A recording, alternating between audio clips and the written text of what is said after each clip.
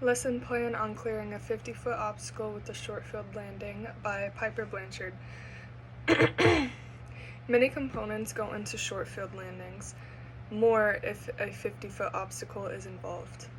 First of all, it is important to practice these landings as there are many different airports and runways that you will be landing at. You cannot stick to one specific runway surface, length, and environment. We practice these landings so we become capable of landing with a different variety of runways all around the world.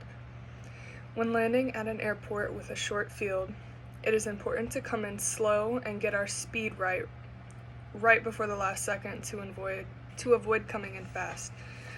It is crucial we configure early to maintain a lower approach speed. Winds will also play a huge factor when coming in for a short field approach. If we have a crosswind, the crab will make us come down faster, thus resulting in more airspeed to prevent too steep of a descent. If we have a headwind, we can also predict we will come down faster, also resulting in a steeper approach, with faster speeds may be needed. Since we are clearing an obstacle, it can be assumed that we will have a steep approach at the last minute to get down to the runway. We cannot descend too slowly as we want to try and use as much runway as possible since the obstacle limits the runway landing distance available.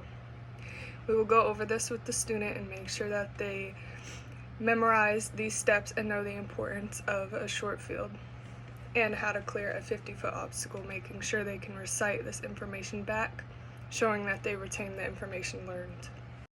These components consist of becoming stabilized early on in the approach, being in the region of reverse command, using a steep approach after clearing an obstacle. Recommended airspeed on final is VSO times 1.3, therefore having the goal to touchdown right above stall speed.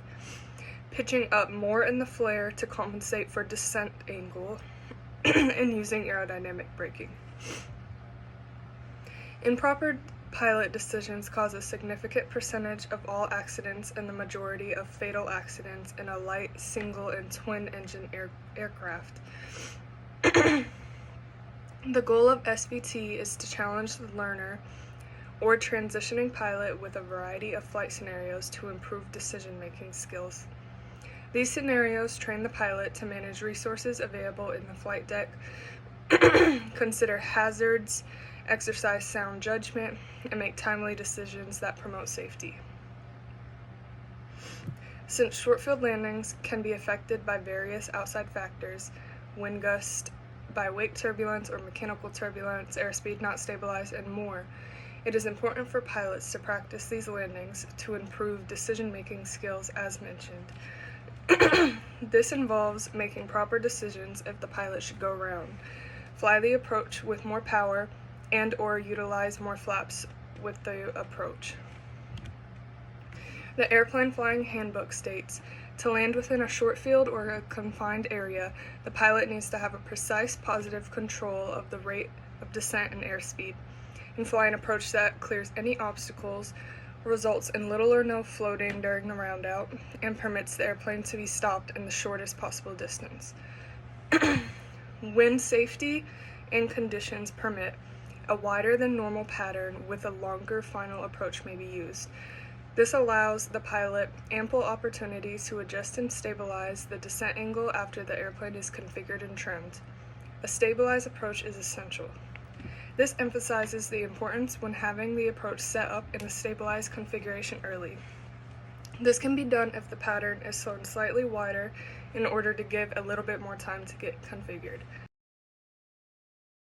Also, some common errors that can be involved in a short field approach with an obstacle is a final approach that necessitates an overly steep approach and a high sink rate, unstable approach, undue delay in initiating glide path corrections, too low in airspeed on final, resulting in inability to flare properly and landing hard, too high in airspeed, resulting in floating on round out, prematurely reducing power on idle on round out, resulting in hard landing, touchdown with excessive airspeed, excessive and or unnecessary braking after touchdown, failure to maintain directional control, and failure to recognize and abort a poor approach that cannot be completed safely.